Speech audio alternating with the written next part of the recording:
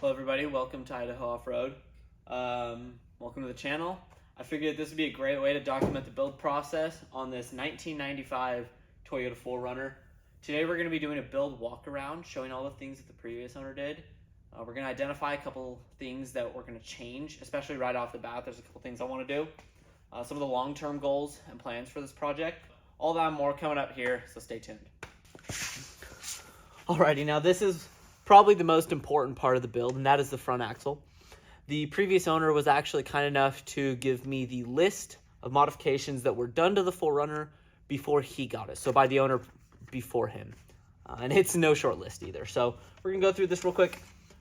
Here up in the front, we have the axle out of a 1983 4Runner, I believe, with Yukon 5.29 gears in it, a Detroit locker, and a Marlin Crawler high steer kit. So that's what you see up here on both sides. High steer kit allows you for a little bit more steering. Those 529s to move these big old beefy boys. These engines don't have a lot of power. This is the 3.0 with the manual 5-speed transmission. So you do have a little bit more control there, but it still doesn't have that, it really doesn't have a pep to it. So those 529s really do help a lot with, the power to wheel distribution.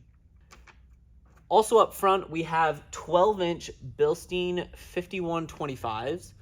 These are going to end up being replaced here shortly, but for the time being, in combination with the leaf springs, they do an amazing job. But the way it reads here, it looks like these are 4-inch leaf springs in the front, and in the rear, they're 5-inch springs. So I'm not a leaf spring guy. I don't know what that means. I know nothing about leaf springs. So that's what it says on my piece of paper here. Also up front, it looks like we have the brakes out of a 1991 pickup and a trail gear short pitman arm. So I believe that's in the steering. Once again, I'm an IFS guy. I came from a 3rd-gen Toyota Tacoma, which will also be showing some build things on this channel, but it's mainly going to focus here on the 4Runner. So I'm learning with you guys. I don't understand a lot of this. I know some of it, but yeah. So that's in the front. We're going to go to the rear real quick, show that, and then we'll kind of show some other things that the previous owners did. Alrighty, so once again, we're just going to kind of go through some of the items that the previous owner gave me on this list. So once again, in the rear, you have Yukon 529 gears. Like I said, 5-inch leaf springs, which I believe they're trail gear because it just says trail gear, and that doesn't make sense. So I believe that it's trail gear, leaf springs front and rear, and then a Spartan locker. So I'm kind of learning about these always-on lockers or ratcheting type lockers. I know about e-lockers, I know about air lockers, that's it. So we're going to have to dive in a little bit about these. I didn't know how to engage 4-wheel drive when I drove it for the first time. I didn't realize you had to lock the hubs. But I tested it. 4-wheel drive works great. In the rear, we have 14-inch Bilstein 5125s, and then a rear axle out of a 1991 Toyota pickup. So that's kind of our rear setup. Back here, you can obviously see we have a bumper, a pretty solid bumper. The reason that there's rust here on this bumper is I believe the owner previous to the one I bought it from was going to make a tire swing out. Never got around to finishing it. So, there's rust here on the tubing. We're going to end up actually cutting off this plate, kind of modifying this a little bit. Rust here on the plate, there's rust on the other side, and then there's a little bit of surface rust where the slider's attached to the frame. Nothing that, a wire wheel on an angle grinder can't fix, but, it's something that we got to do. So we're going to clean all that up at some point, probably next week. We're going to do that.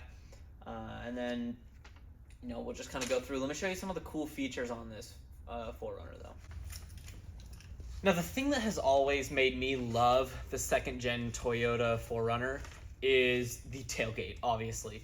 The 2nd-gen 4Runner was the last generation of the 4Runner to come with a tailgate. If you don't know what I mean, let me show you real quick. As you guys might know, a traditional 4Runner, it has a latch, and the entire hatch swings up. The cool thing on these 4Runners is your window comes down, And then on the inside, you have a tailgate latch. And now you have a tailgate. And this is one of the reasons why I love these trucks.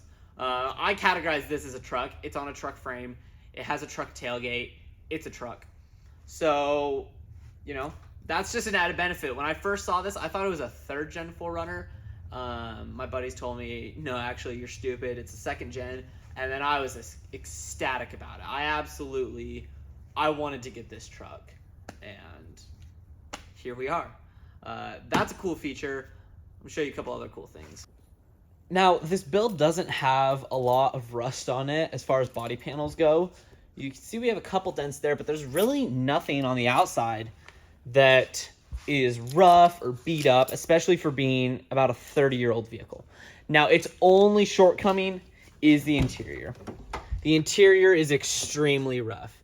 You have a cracked dash, center console that isn't actually attached at all, cracked steering wheel, the seats are kind of cracked, the tint's peeling on the inside, but there are a couple really cool things that I'd want to show you. But let's hop in here real quick and I'll show you. She's got just shy of 250,000 miles, and she's still going strong. That good old Toyota reliability. We're gonna have to end up doing something with the e-brake because it does not work right now, but let's see if we can do this. Check this out. We have a functioning sunroof, which is pretty unique on a rock crawler to have a functioning sunroof, and we're actually going to keep that in our final roll cage design. Now, another cool thing about this truck is the previous owner was able to make not only the AC work, but also the heat. Don't ask me how I did it. I have no idea. But we have functioning heat, we have functioning AC. This is awesome. Really, the only thing I can tell is that the speedometer is about 10 miles an hour slow. So, you know, you just have to know that when you drive. As far as the interior goes, obviously, we have the 5-speed manual transmission right here. We have our, there we go.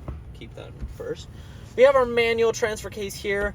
2-wheel drive, 4-wheel drive, and then we have 4 low when we put it into neutral. So that's kind of cool.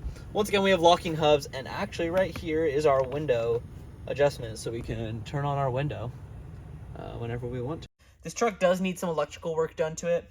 There is a rat's nest of wires under here that we're going to have to go through and kind of separate out. I believe he has some sort of dash cam or something, or dash recording system. There is a mic right here. That'll come later when we strip this truck down.